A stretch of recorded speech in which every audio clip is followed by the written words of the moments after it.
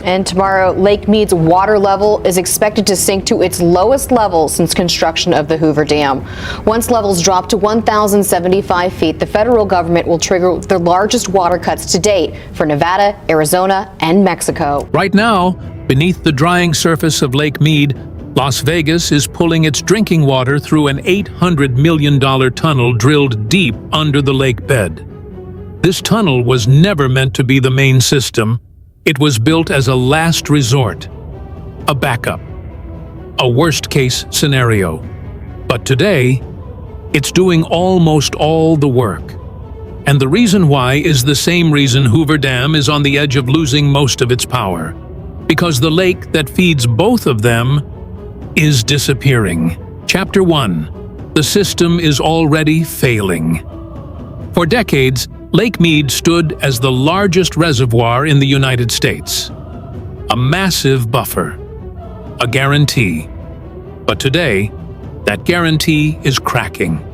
Because the emergency systems designed for disaster are now becoming the default. And the numbers explain everything. Chapter 2. The numbers are getting worse.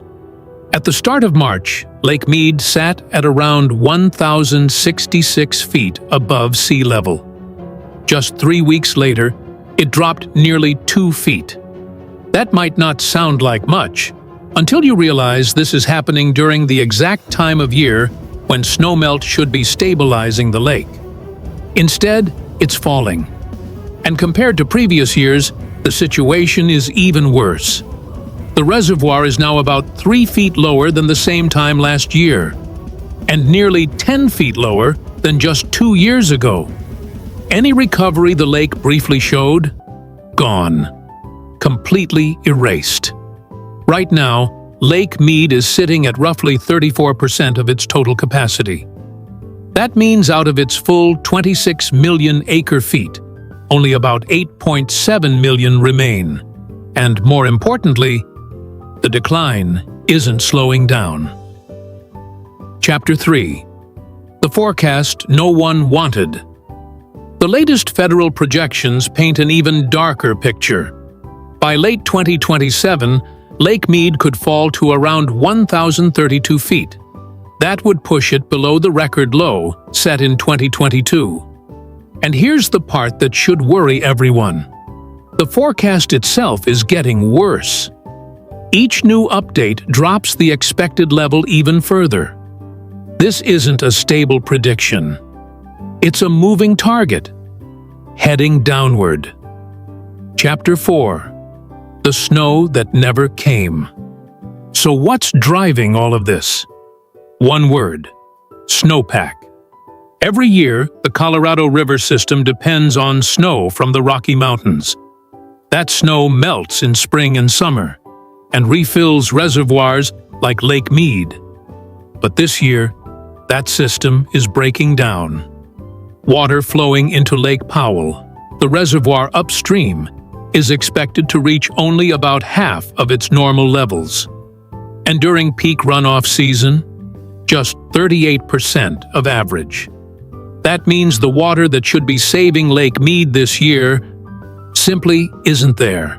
And all of this impacts something massive, a system that supplies water to around 40 million people across the American West and northern Mexico. Chapter 5. Inside Hoover Dam's breaking point. While the lake drops outside. The real crisis is building inside Hoover Dam. The dam was built with 17 massive turbines. At full capacity, they generate over 2,000 megawatts of electricity. But today, that number has already dropped by more than a third. And it's getting worse, because most of those turbines were designed nearly a century ago, built for a lake that stayed much higher than it is today. As water levels fall, pressure drops, and eventually, something dangerous happens. It's called cavitation. Inside the turbines, low pressure creates tiny vapor bubbles, and when those bubbles collapse, they slam into the metal blades, over and over again. slowly tearing the machines apart from the inside. Below a certain level, these turbines can't operate safely. They have to shut down. And if that happens, 12 out of the 17 turbines go offline. Just like that. Chapter 6. Who loses power? First. If Hoover Dam reaches that point, its power output could drop by over 80%. And that electricity isn't just local. It powers around 1.8 million homes across states like California, Arizona, and Nevada. But the hardest hit won't be big cities. It'll be rural communities, small districts, tribal lands, places that depend heavily on this power. When the dam can't supply enough electricity, utilities are forced to buy replacements, often from natural gas plants. And that power costs 2 to 3 times more, which means higher bills, strained systems, and real consequences for the people who can least afford it. Chapter 7. A $50 million lifeline. In early 2026, the federal government stepped in. A new funding package unlocked around $50 million for upgrades. The goal? Modernize turbines, extend their operating range, buy time. But here's the reality. That's not enough. Experts estimate that Hoover Dam needs closer to $200 million in upgrades over the next decade, and replacing the older turbines alone would cost over $150 million. So while the funding helps, it doesn't solve the problem. Chapter 8. The tunnel that saved Las Vegas. While the dam struggles, Las Vegas prepared. Years ago, officials saw this coming, and they built something extraordinary. A massive intake tunnel, often called the third straw, carved through solid rock beneath Lake Mead. Stretching for miles. Sitting far below the lake's surface, at a level where water can still be reached, even when everything else fails. This system connects directly to pumping stations and treatment facilities on shore. And most importantly, it sits below the level where Hoover Dam can even function. Meaning, even if the dam stops releasing water, Las Vegas can still pull what it needs. Chapter 9. Backup became the main system.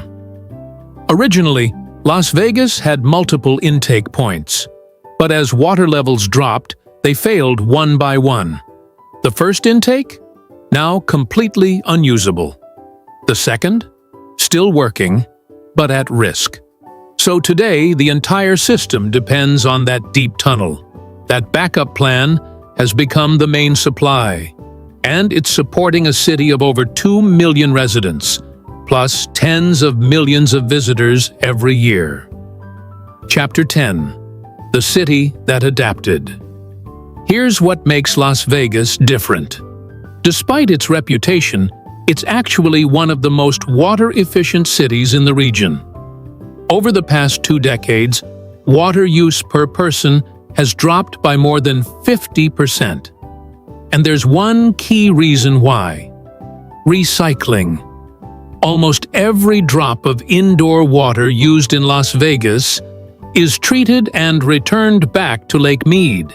That includes water from homes, hotels, and businesses, which means the city can reuse its allocation again and again. In fact, Nevada reuses around 85% of its wastewater, the highest rate in the entire Colorado River Basin. So even with limited resources, Las Vegas stretched its supply further than anyone expected. And still, the lake keeps falling. Chapter 11. A 25-year mega drought, because this isn't just a short-term problem. The drought affecting the region has been going on for over 25 years. And it's not just bad weather. It's a long-term shift. Tree ring data shows this could be the driest period in over 1,000 years. And research suggests that climate change is making it worse, reducing river flow and increasing evaporation. Since 2000, the Colorado River's average flow has dropped by about 20%. But here's the real issue.